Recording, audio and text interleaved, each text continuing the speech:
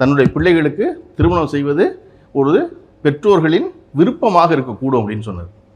விரும்புவாங்கல்ல, நம்ம பார்த்து நல்ல விதமாக இந்த பிள்ளைக்கு ஒரு வாழ்க்கை அமைச்சு கொடுப்போம், இந்த பிள்ளையோட நம்ம கூடுதலாக தெரியும்னு நினைப்போம்.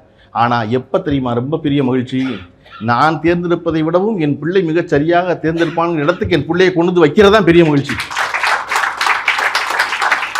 குறள் என்ன சொல்லுது? தம்மின் தம்மக்கள் அறிவுடையார், தம்மின் தம்மக்கள் அறிவுடையார். நம்ம புள்ள அறிவுள்ள பிள்ளையாயிரணும். ஆனால் என்ன ஆகும்? தம்மின் தம்மக்கள் அறிவுடையார் மாநிலத்து மண்ணுயிர்க்கெல்லாம் இனிதான்.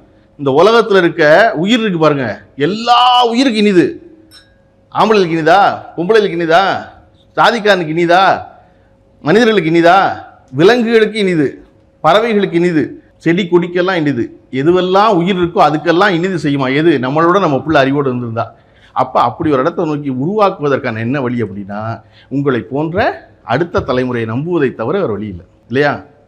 அமீர் சொன்னார்ல, 3/4 கிணறு நாங்கள் தாண்டிட்டோம், உள்ளே விழுந்துருவோமா இல்லை தாண்டுவோமா தெரியல. கவலையே படாதீங்க, 95 வயசு வரை இருந்து பெரியார் மாதிரி இருக்கே உயிரை பூரா வாங்கிட்டு தான் நம்ம போகணும்.